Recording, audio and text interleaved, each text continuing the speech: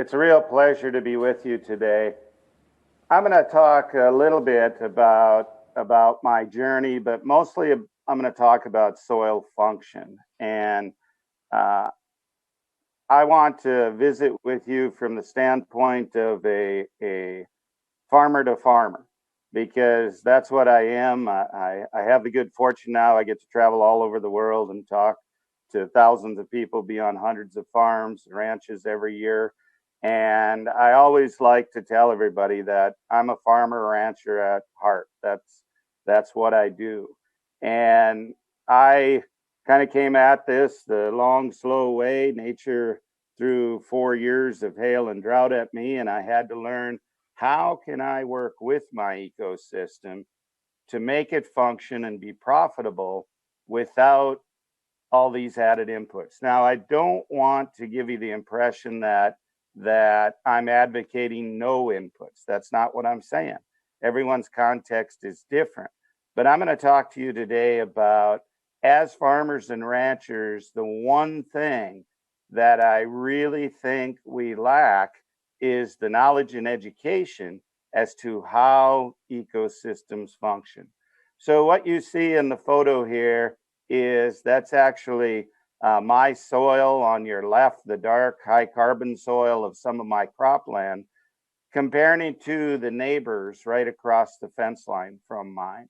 And that neighbor is practicing no-till, has a little bit of diversity in the crop rotation, but those are the same soil types. The only difference is management.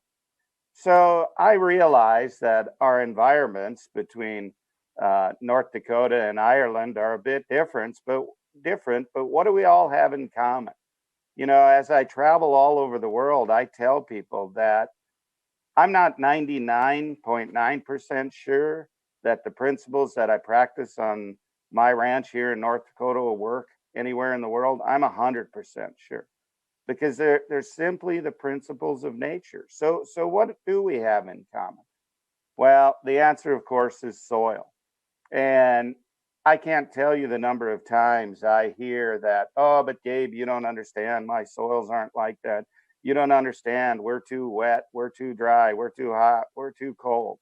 Well, do you understand that you have the ability through your stewardship, as I like to call it, really build resiliency and make your farm, your ranch, what you want it to be? Are you satisfied with your soils? You see in this photograph 3 different soil beds.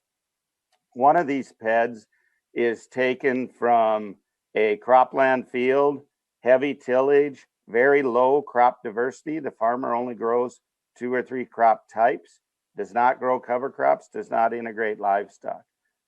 The next soil bed is from a field, the farmer, he grows a wide array of different cash crops, cover crops between every cash crop, long growing season, no livestock integration. The third bed is just from the edge of a cropland field. Doesn't get any management, gets driven over by the farm implements, no livestock grazing on it, maybe some occasional wildlife. So which is which? Well, the top soil bed is from the edge of the field. The middle soil bed is from the crop land with very diverse crop rotation. The bottom bed is from the cropland field with very little diversity, heavy tillage. Now you might say, okay, that makes sense. But now let me tell you this. I took all 3 of those soil beds within 100 feet of each other. They're all the same soil type. Okay. So in other words, the farmer, through their management, took those soils, and I will contend that even that top bed is degraded because it hasn't been managed properly. But he took that soil type, and then even though he's planting diverse cash crops and cover crops, he degraded it to that middle bed. And then the next farmer took that top soil bed and he degraded it even further because of a lack of diversity. Now, the beautiful thing is, through our stewardship, our management, we also have the ability to take either one of those bottom 2 soil beds and get them, regenerate them back to that topsoil bed and beyond. And that's what I was trying to show you in that first photo of the soils that I was holding. Your farm, your ranch is a direct reflection of you.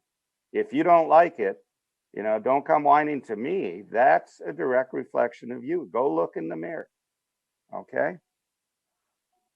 The fact of the matter is, it's your stewardship that makes the difference.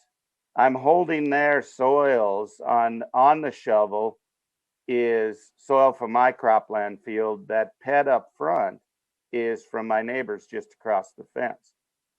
Realize that when my wife and I purchased this farm in 1991, our soils were actually further degraded than that ped that was on there.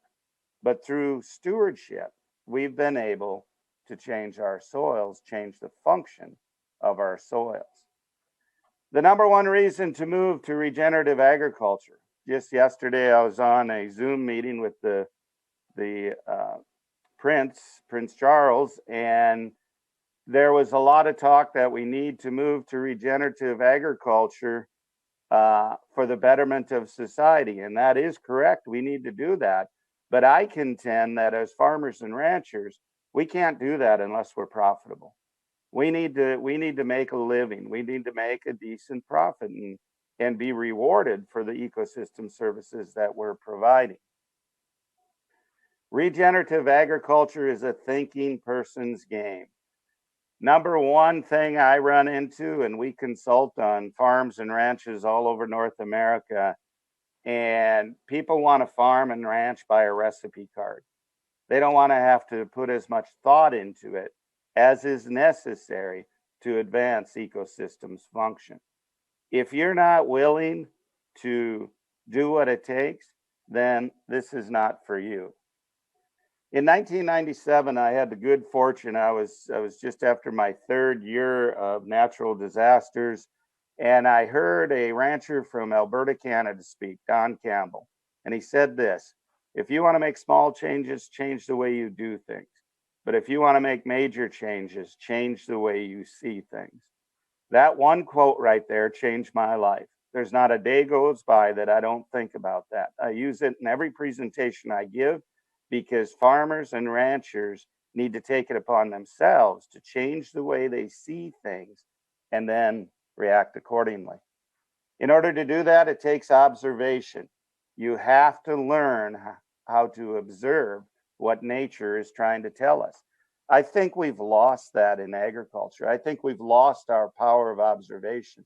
So many of us rely on the agronomists to tell us what to plant, what to seed, the fertility options we're to need to use, herbicide options. Our nutritionists tell us what to feed our livestock. Now, we should be observing. We should be the ones that determine that based on our observation. I was very fortunate on my ranch here in North Dakota. We have about 1,000 hectares of native rangeland. That native rangeland, to our knowledge, has never been tilled. Obviously, it's not the same as it was centuries ago just because of management, but there's several things we can observe there. Number one, nature always acts in context. There's a reason bananas don't grow in Ireland, right? We have to farm and ranch within our context. We see so often in agriculture today, people are trying to farm out of their context. Just last fall, I was in northern Alberta, Canada, and they were trying to grow soybeans. Soybeans are a warm season crop, but yet they're trying to grow them next to the Arctic Circle. It made no sense. It was out of context. In nature, there's no mechanical and there's limited chemical disturbance. Yes, plants send off chemicals all the time, but not in the copious amounts that we are in agriculture, using in agriculture today. Nature always tries to armor the soil surface and protect that soil. We need to remember that and keep that armor on the soil. Nature cycles water very efficiently. Much of the drought that we're seeing, much of the desertification, in fact, nearly all the desertification we're seeing around the world is due to the lack of proper stewardship. In nature, there's living plant root networks, and I'm going to talk a little bit about mycorrhizal fungi. Nature cycles nutrients via biology, and we've forgotten about that one in production agriculture. We think that we need to supply the nutrients for our plants. No, it all has to come via biology, and I'll talk more about that. And then there's thousands and thousands of years of research and development. How we're farming and ranching today is very new. You know, it's been occurring since World War II, this change in the production model to one of monocultures and high inputs. There's a reason nature evolved over time to be very, very efficient. So I understand from Sean that you've had the pleasure of having Dr. Christine Jones over there. Dr. Christine Jones, I first read about her early 2000s, and she's been a large influence in my life. She dubbed the phrase liquid carbon pathway. And liquid carbon pathway, as most of us learned in school, plants take in CO2 out of the atmosphere, photosynthesis occurs. It's converted to what Dr. Jones termed liquid carbon. Now, a plant uses part of that liquid carbon for growth. Part of it is translocated to the roots where it's exuded into the soil. And this is the photograph of a root tip exuding those liquid carbon compounds out into the soil. And why do plants do that? Well, they do that to feed biology. This photo here shows protozoa trapping bacteria around an air bubble. Well, the protozoa consume the bacteria. By so doing, they have excess nitrogen, they excrete that nitrogen, and that's the start of the nitrogen cycle. As farmers, we need to understand that. But I guarantee if I poll farmers today, 99% of them won't understand that. Yet their whole livelihood depends on that. Now, part of that is not consumed, of that liquid carbon, is not consumed by microbes. It combines with water to form a mild form of carbonic acid. And it's that mild acid that breaks down rocks, organic matter, etc. This is a photo of Ray Archuleta and myself. We're standing on solid rock, yet look at the grass plants growing out of that rock. There's a close-up. How does that happen? Is there a pocket of soil in that rock? No. A seed lands on that rock. It's wet long enough that that seed starts to grow. It photosynthesizes. It exudes those root exudates onto that rock, starts breaking down that parent material. You know, on my farm, we have not used any fertility of any kind, no synthetics, no compost teas. With the only thing we've applied is the manure that falls out of our animals naturally as they're grazing since 2007. Now I keep being told by people, Gabe, your system's going to crash. Really? Yeah, you can obviously through rhizobia and legumes, you can take atmospheric in and convert it into usable forms for the plant, but you're going to run out of phosphorus, potassium, micronutrients. Really? I think we need to understand how ecosystems function. It's those plants sending off that liquid carbon, combining with water, forming these mild acids that makes nutrients available. I hear people over and over again telling me, but Gabe, we have to fertilize. We have to put on synthetics. Well, the first question I ask them is, what soil testing are you doing? Are you doing the proper soil testing? Most soil tests, in fact, 95+% or maybe higher, are simply a snapshot of the inorganic fraction of nutrients that are available the day the sample was taken. That's all they are. Well, it's only looking at inorganic nutrients, and agronomists make recommendations based on that snapshot of inorganic nutrients. I'm sorry to tell you, farmers, but they are missing the mark. If your agronomist is not talking to you about total nutrient extraction, about both the inorganic and organic fraction of nutrients in your soil, you're spending your money foolishly. So, how much nutrients are in our soils?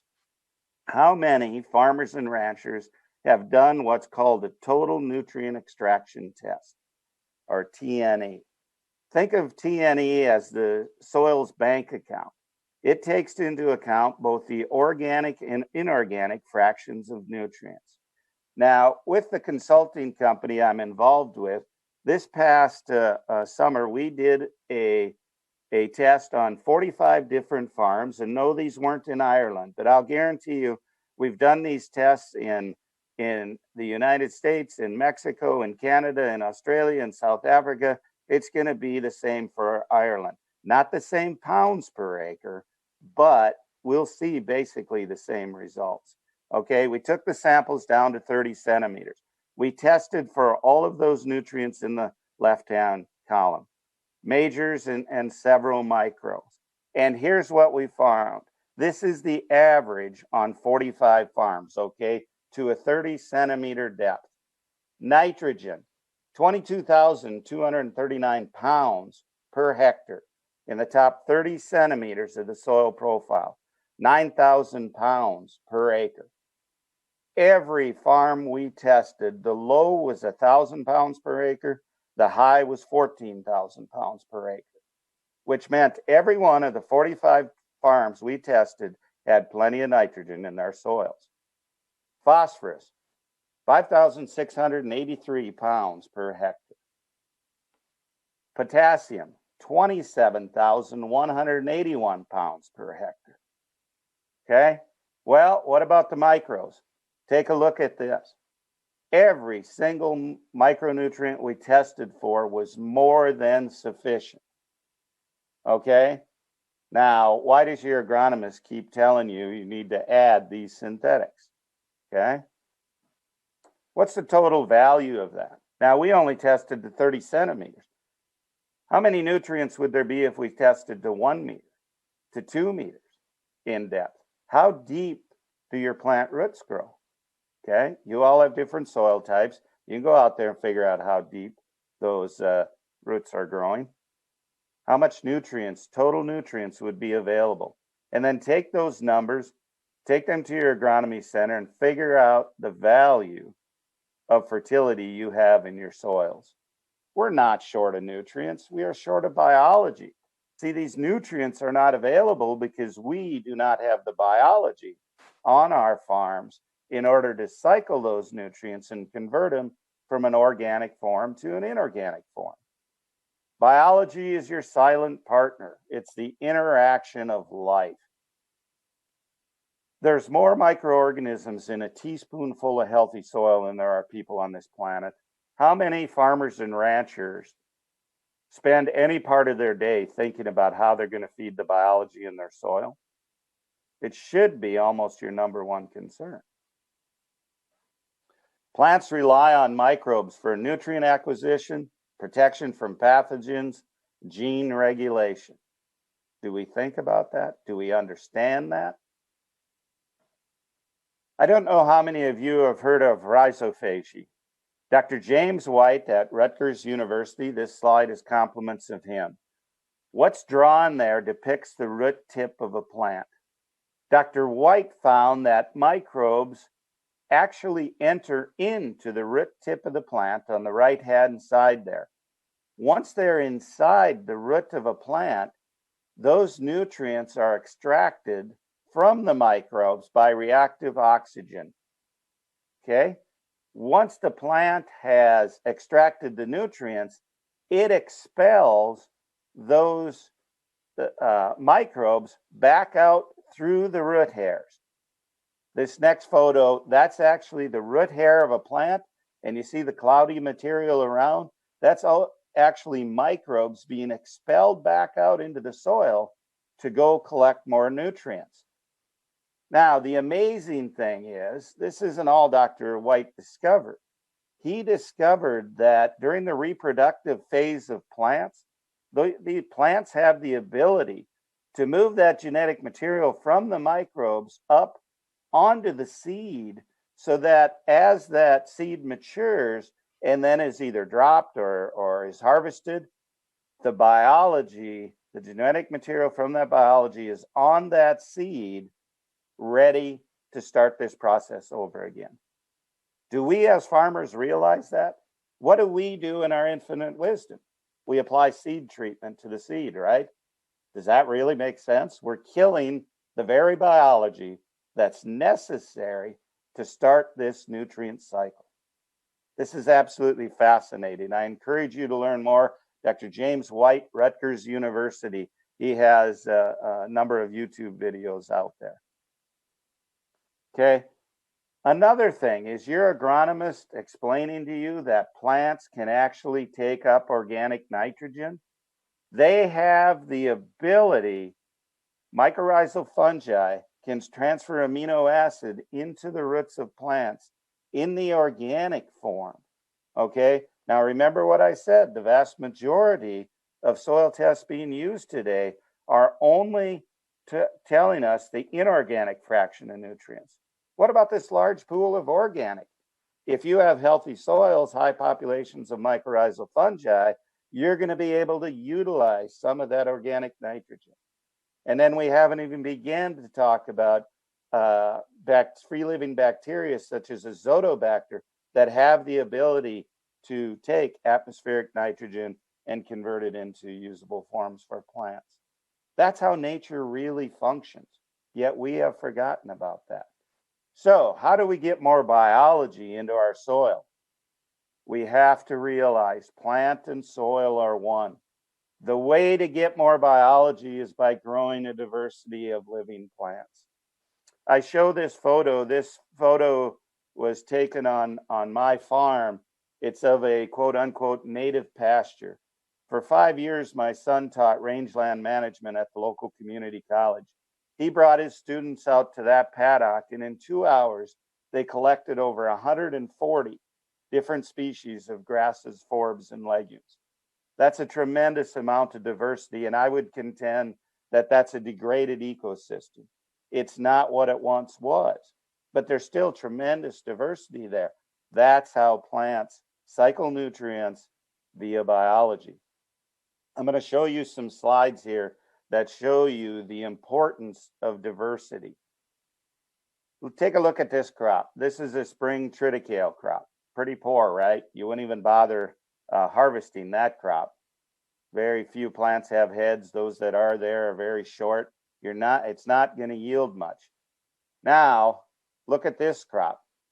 Wow, look at the heads on that spring triticale. Tremendous production. You might say, yeah, but that looks pretty weedy, right? Well, those are actually cover crops growing in there. The amazing thing is that's side by side planted on the same field the same day. The only difference is one was planted in a polyculture mix, the other was a monoculture. And I have seen this take place over and over all over the world. Diversity drives soil health. Take a look at that. That's the same field, same day, only difference is diversity. That's Dr. Yamili in the pink. She's in southeastern Alberta. She was responsible for this demonstration.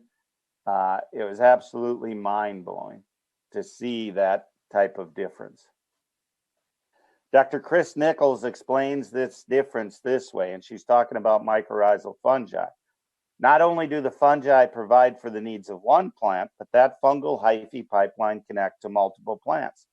This helps satisfy the nutritional and energy needs of both microorganisms and the plants. We have to realize monocultures are a detriment to soil health. Where in nature do you find a monoculture? Only where man put them or man's lack of stewardship has allowed them to proliferate. Here's some very good work by Dr. Tillman, University of Minnesota. Plant biomass on the left, species diversity on the bottom. I often get asked, Gabe, how many species do I need in my cover crop mix? We'll take a look at that right there. Research shows us that 7 or 8 species we should try and get in a mix. Now, not only species diversity, but we need functional diversity. Again, plant biomass on the left, functional diversity on the bottom. By functional diversity, we mean grasses, forbs, legumes, trees, shrubs. As we increase functional diversity, we're also going to increase biomass. So put the two together, that explains the increase in production of those polyculture mixes. What we're really trying to do with polyculture mixes is we're trying to optimize solar energy collection. How much sunlight can we collect? You know, as farmers and ranchers, our whole goal is to take the energy from the sun and convert it to dollars in one form or another. This is a diverse cover crop. How much sunlight's going to hit the soil there? Now, we're going to intercept it all. That should be our goal as farmers and ranchers. By doing so, we increase photosynthetic capacity. Now, as we advance soil health, we're going to increase photosynthetic rate. In other words, the speed at which plants can photosynthesize. It's the diversity then that drives soil health. I question the rationale of this. I know my neighbor is not watching this webinar, so I can talk about him. That road there you see in the foreground separates his farm and mine. I've been on this farm since 1983. Every fall, he goes out there and he tills that low spot. I can count on 2 fingers the number of crops he has harvested in those 30 plus years. The reason is, even 1.27 centimeters of rainfall, this is what happens. By tilling that low spot year after year, he's impeded that ability for that water to infiltrate. Many of you have seen this photo. I took this off the front deck of my house, June 15th, 2009. We had a major rainfall event. We had 35 centimeters in 22 hours. That is a photo taken immediately after the rain stopped. Now, I'm a little bit embarrassed, Will. I can see some bare spots there, so I need to cover the soil a little better, but it doesn't look bad for that amount of rainfall in that short a time. You're only going to be able to infiltrate that amount of rain if you have good soil aggregation and structure. In order to do that, you have to have high populations of mycorrhizal fungi. I was very blessed throughout my life. I met the right people at the right time. In 2003, Dr. Chris Nichols came to my farm, and I'll never forget, she said this statement to me: Gabe, your soils will never become sustainable as long as high rates of synthetic fertilizers are used.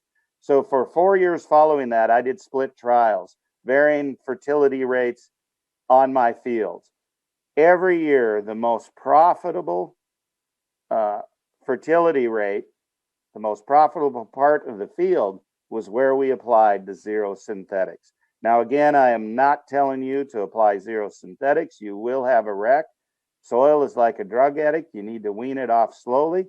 But as your soil health advances, you need to reduce the amount of synthetics. So in 2008, I eliminated all synthetic fertility on our own land, and in 2010 on our rented land. I noticed an immediate improvement in the aggregation of our soils when I did this. This is a photo by Dr. Chris Nichols. It's a close-up of a millet root on the left, and it shows these soil aggregates being formed. You see, it's these root exudates, it's glomalin from mycorrhizal fungi, and it's excrement from biology that form this sticky substance that hold these sands, silts, and clays together. That starts the formation of soil aggregates. A soil aggregate will only last about 4 weeks, and then new ones need to be formed. Do we have the mycorrhizal fungi and the biology in our soils in order to form these soil aggregates? Your soil should look like dark chocolate cake. That's what it should look like. And the beautiful thing is, we can take sandy soils, we can take tight clay soils, and we can, through our management, convert them into well aggregated soils. I've seen this over and over again all over the world. So I hear many people saying, oh, you don't understand, my soils are solid clay, I can't do that. Just give me some time, I can do it if you can't. Healthy soil leads to resiliency. And that's what it's about. How do we continually make a profit as a farmer? We need to be resilient. We need to be resilient to these wide swings in moisture, in temperature. Plant diversity is key for enhancing soil biology in the long term. Plant diversity is key for the transfer of nutrients from soils to plants. Plant diversity is key for animal health. Plant diversity is key for human health. We have to have a living root in the soil as long as possible throughout the year. Never, ever pass up the opportunity to cycle carbon. So in the foreground here, I'm simply showing on my farm, we harvested off a cash crop. I immediately went in there with bin run oats, bin run barley, bin run peas, 2 pounds of a daikon radish. The sole purpose of that cover crop is to cycle carbon. It all begins with photosynthesis. The more photosynthesis, the more liquid carbon being pumped into the system. We can also do this by planting cover crops. We're optimizing solar energy collection with these covers. I'm trying to capture as much as possible. We also need to realize that we need diversity of root types: shallow, medium, deep, fibrous roots, tap roots. As is above, so is below. Those roots then build organic matter. Approximately 2/3 of your organic matter increase will come from dying, decaying roots. We're feeding the whole. We're feeding all this below ground and above ground biology. We're feeding wildlife. We're feeding insects. So many of us in farming today, and I heard Sean and Will talking about slugs. We think of insects as pests. For every insect species that's a pest, there's 1,700 that are beneficial or neutral. Why in agriculture are we so focused on killing that pest instead of providing the home and habitat for the beneficials that take care of that pest? On our ranch, we have a honey operation. So all of these flowering species attract bees. They attract native pollinators. They attract the predator insects such as lady beetles. They attract hister beetles, rove beetles, dung beetles. We do not use any form of insecticides on any of our livestock because we have the natural predators that take care of the pests. Yellow dung flies, dragonflies. This photo shows I was driving through Central California. That's where the majority of produce is grown in the United States. Look at that wasteland, but I finally found a cover crop growing there. I had to stop and take a picture of it. It just made us laugh. There was actually 3 bees on the head of that sunflower plant. The reason producers have pest problems is because of the lack of diversity. There's no home for the predators. How many of us as farmers, as ranchers, provide the home and habitat for those predator and pollinator insects? It needs to become a part of your whole farm plan. I can honestly say the past 20 years, I have never, ever spent 1 minute worrying about pests on my farm because we're going to have the predator insects that will balance them. Nature is always self-organizing, self-regulating, self-healing. We just need to allow her to be. Diversity provides an array of nutrients. We run cow-calf pairs because here in the northern plain, so we have a tremendous amount of low-quality fibrous lignin biomass. We have the majority of our plant growth takes place in a 6 to 8 week window. We need to be able to convert that. We also grass feed and grass finish beef. Just because it's a little before dinner time, I will show you that.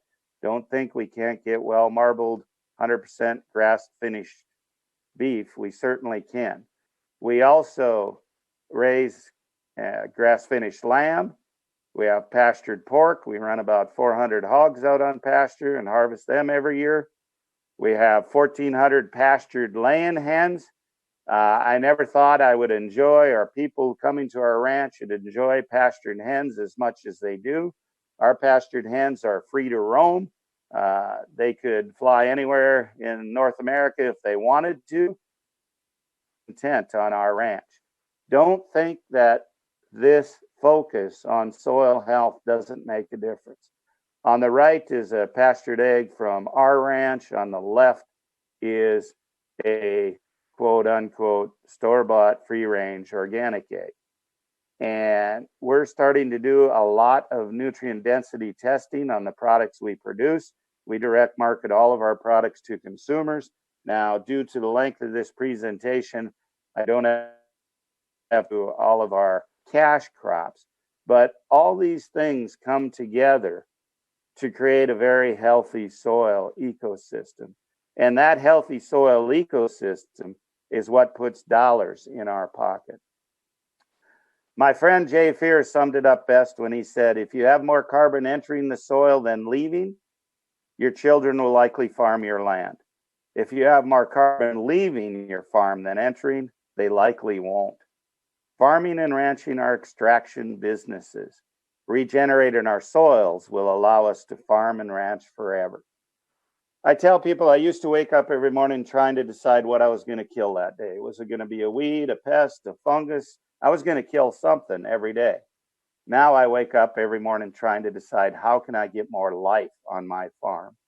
It is much more enjoyable and much more profitable working with life than working with death. It's not change that we are looking for, it's understanding, because only through understanding will change occur. Your farm is a direct reflection of you. If it's not what you want it to be, then change it. There you go, Will. I went through that rather quickly, but with that, we'll take questions. You're on mute, Will. Oh, thank you, Gabe. That was absolutely fun. This president, they got into said absolutely. Sound is a bit iffy there at the moment, Will.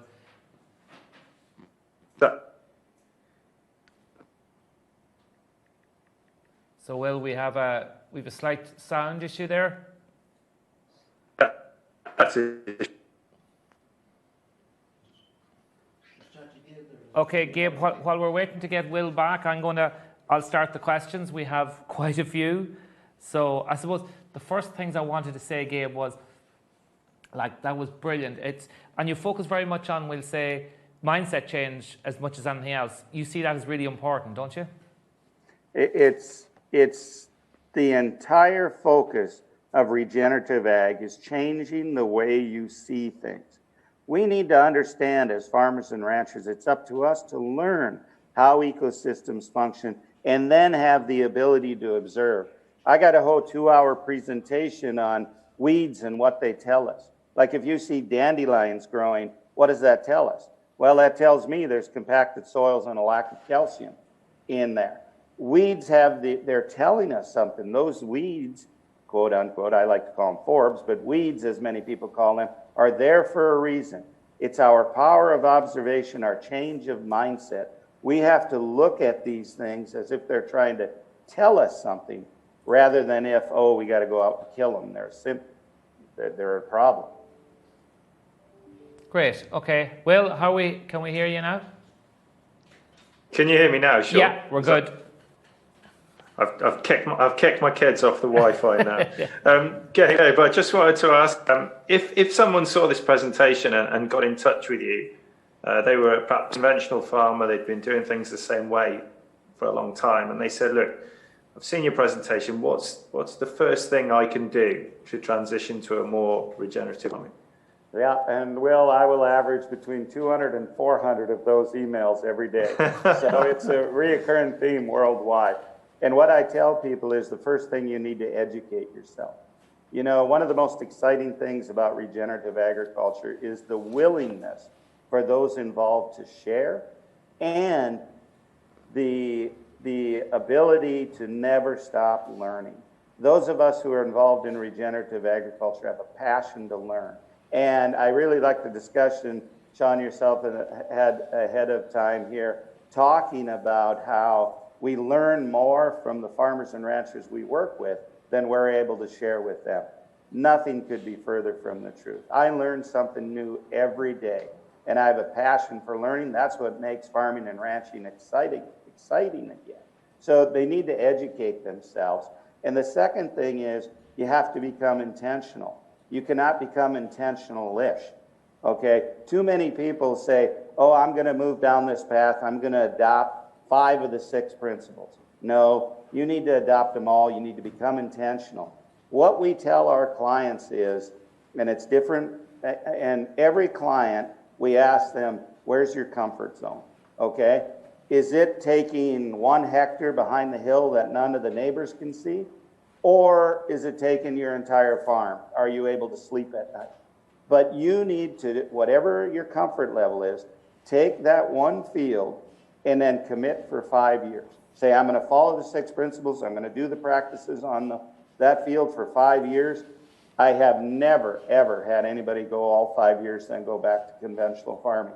Usually by year 3, they're bought in on their whole farm because the changes are that dramatic. I've got a question from Stu here. What do you find are the main reasons why farmers are slow or unwilling to embrace regenerative agriculture? That's the same question Prince Charles asked me yesterday. So he must be on. And I tell people, one, perhaps he is. Yeah, I tell people it's fear of the unknown. Okay, farmers, we all have comfort levels. They know what they've done. And I always say, you don't know what you don't know, okay? So they're afraid of the unknown because, let's face it, we're several generations now down this path where we're farming by a recipe card. We're doing these practices, growing our crops, raising our livestock in this manner. So it's fear of change. That's the number 1 thing. Second thing is peer pressure. You know, I was fortunate in that I was born and raised in town. So everybody expected me to fail. I could try things and they said, well, there's that dumb city kid.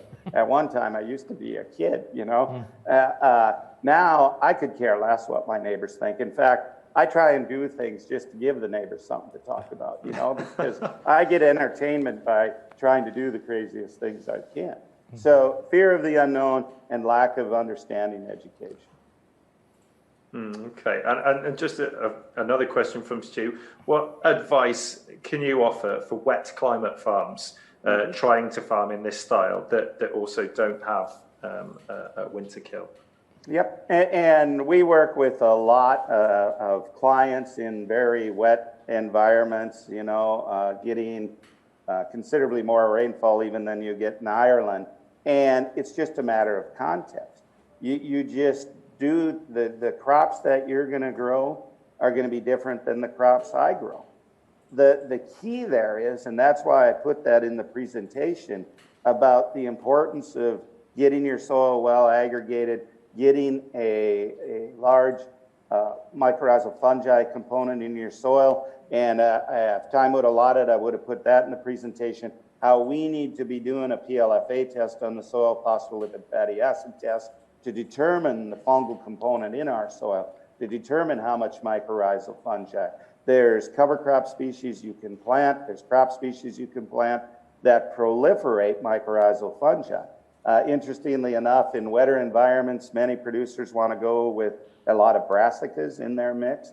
Well, brassicas do not form that association with mycorrhizal fungi. If you put too much brassica continually in your crop rotation, you're going to lower populations of mycorrhizal fungi. That'll lower soil aggregation. That will then lead to increased water issues. Okay. We have a question from Robert Porter. What adjustments have you had to make since you started to graze your cover crops, if any? And how would you start that process differently if you were doing it again now?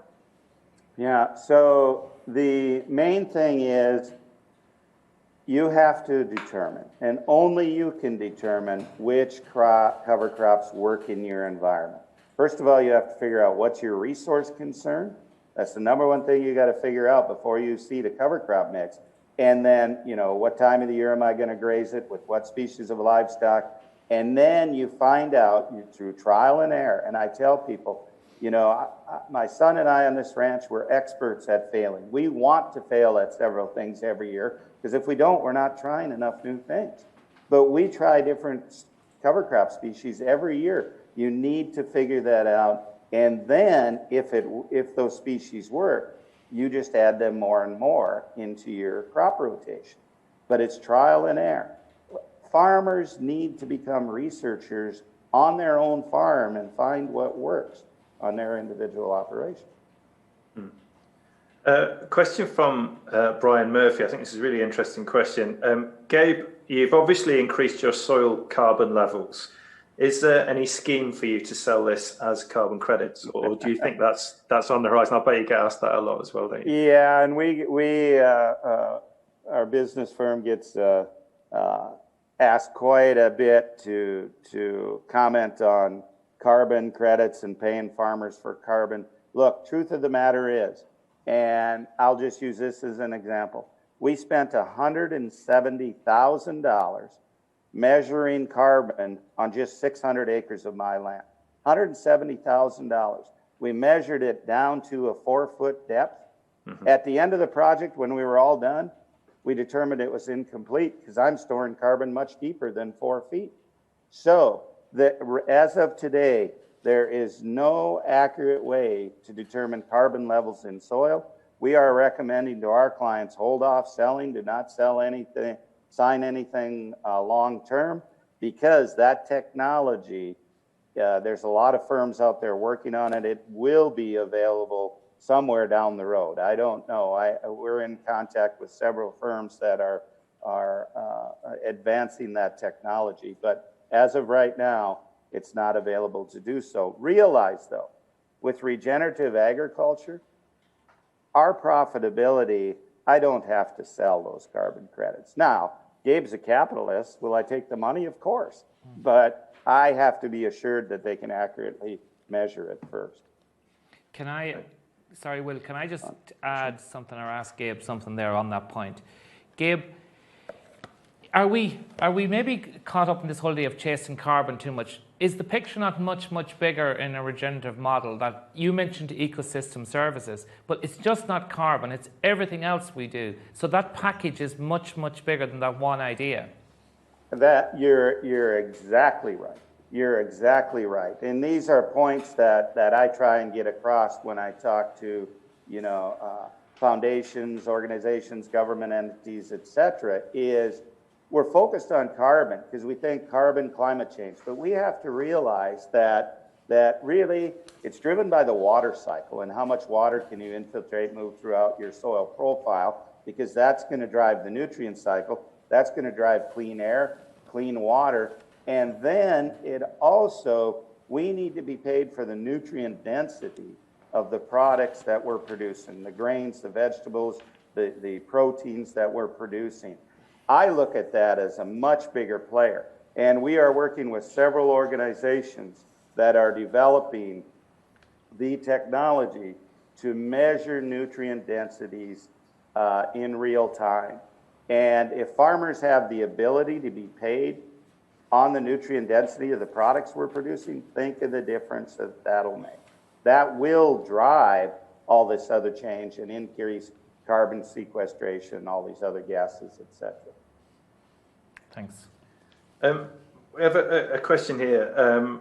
Should cover crops be incorporated into a pasture dairy farm, or are mixed species pastures sufficient to build soil health? Okay, I love that question. Thank you for asking it. I tell people there is no better cover crop than a very diverse perennial system. I would never take perennials out of production to plant cover crops. The thing is, you have to make sure that your perennial system is very diverse. And especially when you get into grazing dairies, farms like that, what we're finding is there's not enough diversity in those pastures. We really need to get to a minimum of 20 species, preferably 50 species or more in those pastures, because each one of those plants has the ability to send off root exudates to attract biology to cycle different nutrients. The only way that animal is going to get the nutrients it needs to drive real health and then produce a healthy product is through diversity of plants. Okay. Just want to take you back to what you said in one of the previous answers. I've got a question from Jan Alborg Nielsen here. Do you have any trial results on the topic of nutrient-dense crops in relation to healthy soils? Okay, John, great question. And yes, as a matter of fact, we do. We're involved with a very large project with General Mills. Right now, we're on 80 different farms across the United States and Canada, and we are measuring the nutrient density of our product, of the grains and products being produced on those farms. We also last year did a project for an individual, and that book, it's Dr. David Montgomery. Many of you may know the book Dirt, Erosion of Civilization, or his other books, Growing a Revolution, Hidden Half of Nature. Dr. Montgomery, we did a project. We produced a grain, a vegetable, pastured protein on a regenerative farm, and then went and grew the same grain, the same vegetable, the same protein on a conventional neighboring farm. And then we did nutrient density studies. Because of client privilege, I can't release those right now, but that book will be out sometime this coming winter. Fantastic. So I've got another question here, and you did kind of touch a bit on this in your presentation, but a question from Will Gabbett. What would be a sensible regime in reducing synthetic nitrogen on a tillage farm? And he says he has access to digestate from a local anaerobic digestion plant. Yeah, and that's a very good question. One of the issues that we're seeing, when I talk about reduction in nutrient loads, I'm not only talking about synthetics. In the United States, there's a lot of confinement operations, whether it be dairies, hogs, poultry. Those can be every bit as detrimental as synthetics, because soil is 11 parts carbon approximately to 1 part nitrogen. We add too much nitrogen, biology is going to have to go looking for the carbon somewhere. It'll eat the carbon in the residue, then it'll eat organic matter, and then it'll go after carbon in the soil aggregates. Pretty soon your infiltration rates decrease. So you have to be very careful. As far as what regime to use, that's totally dependent on where you're at. What we recommend with our clients is, number one, proper soil testing. We need to figure out how much organic and inorganic nutrients you have. We need to know the biology in your soils, and then we start weaning yourself off, but do test strips. What we recommend is doing the recommended rate, and then do a 15% reduction, a 25% reduction, a 50% reduction in the same field. Do test plots. All of our clients, we demand that they do this, because how else are you going to know how active and biologically active your soils are? But you wean yourself off it. It's a process. But usually by year 5, we have them down to a fraction of what they were using. Okay. And a question from Samantha Jewell. She wants to know, for the commercial vegetable grower who's just adding compost, and trying to reduce chemicals, what can you suggest if they don't have any livestock or access to manure? Yeah, and realize the livestock component is, the manure is but a small part of it. And there's a big difference between manure that drops out of an animal and manure that is composted or from a confined animal feeding operation. What she needs to look at instead is needs to look at the other principles. Okay, first thing, you're in vegetable production. Majority of vegetable producers are tilling. That has to stop. Every time you till the soil, you're going to reduce the nutrient cycle. You're going to reduce the amount of nutrients that are in those vegetables. You have to keep armor on the soil. You have to have diversity. You can't just plant monocultures. What we do, and we do about 15 acres of vegetable production every year, we plant rows, like a row of sweet corn. Then we have green beans on one side, peas on the other. So you get, your rows are monoculture, but you get that diversity. And then you have to grow covers in there too to attract the predators and pollinators. It's not just animals, it's insects also, okay? So I would not be hung up if I was her on getting animals, okay? just adhere to the other principles. Okay, thank you. I think we're getting somewhere near time, Sean, aren't we? Have you got any questions before? Yeah, I have a few more, thanks. Stephen asks, Gabe, is glyphosate a chelator also locking up many of the nutrients, especially the micronutrients? Yes, glyphosate is patented as a chelator. So the way I explain this to farmers is take a look over the past 20 years, and if they've been farming that long, look at the increased use of fungicides, okay? Well, we all know fungicide use has increased dramatically. What does a plant need to ward off fungal diseases? Manganese, zinc, iron, many of these micronutrients that are chelated. There is zero doubt in my mind that glyphosate use is tying up those nutrients. Thus, that plant does not have those nutrients. Now it's more susceptible to those diseases. We're seeing that widespread. Okay. And I have two other questions. How do you establish cover crops initially? Do you use the plow, or would you what's a good approach to establishing cover crops? Okay, I would need to know a little more context there. I mean, if it's in a cropland field, we're simply no-tilling the cover crops in. We can grow a no-till in, like it's about context, so time of the year. We can seed a fall-seeded biennial, such as cereal rye, and then the next following spring, roll that down and seed a cover crop in. If they're talking about into an established perennial stand, you have two choices. You either have tillage or herbicide to terminate that, because it's going to be very difficult to establish an annual in a perennial stand. Okay, and I would like to take you back to the photograph you showed of your permanent grassland with the rocks peering up through it. Mm-hmm. In terms of your management, and there'll be quite a lot of, we'll say, permanent pastures in Ireland, again, degraded probably, but the same type. Mm-hmm. Is management of that, particularly livestock management over the ground, rather than, and how you manage them through that, rather than any other changes? Yep. One of the big changing the way I see things moments for me was I was in the registered cattle business for 26 years, had a bull sale, managing very conventionally. I was not using livestock as a tool. Livestock are a tool to take solar energy and put dollars in my pocket.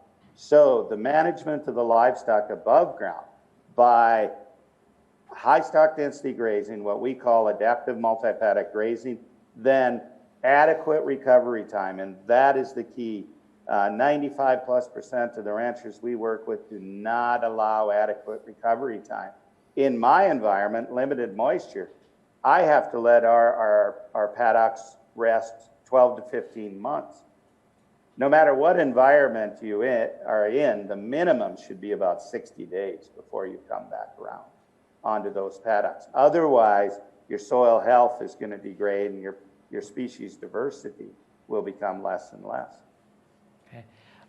Okay. The one last question that I have is, breed of livestock for a regenerative model, is it very different than, we'll say, what you would have originally started off with? Or yeah, and I tell people, years ago I raised balancers, Gelbvieh Angus, Gelbvieh Red Angus cross. You know, they were 1,450 pound cows, used to being fed, by that I mean hay or haylage, 6 months out of the year. I just switched and I forced our livestock to change in type and kind. We have a closed herd, we use our own bulls. If an animal doesn't get bred in a 45-day breeding season, they're gone, plain and simple. What we found is that we went from a tall animal that was geared towards the feedlot down to one that looks like me, short, fat, easy keeping. You know, plain and simple. Okay, thanks very much. I just have one question before we finish, Gabe, if you don't mind. And I'm asking this for a friend. If you have family members who've been farming with you in the business for quite a long time, and they've been doing things a certain way, and you're trying to make some changes, how do you bring them along with you Yep. So without I will conflict. use my own situation as an example. My father-in-law, when my wife and I moved on this farm, he was doing the farming on here. I was running the livestock. I mean, there was no way. I'd read about no-till. It just made sense. There was no way he was changing. He practiced recreational tillage. So I went and rented my own land, started doing those practices on the rented land. Well, after a few years, there was no denying the difference in profitability between the two. At near the end of his life, he became one of my biggest supporters because he saw that what he had been doing was degrading the resource. It was not profitable long term. He was making money based on subsidies. I refused to take any government subsidy, and I was making a profit. So you lead by example. Okay, I think that's a great way to finish. Thank you so much for taking the time to speak to us today. It's been absolutely fantastic. Thank you. My pleasure.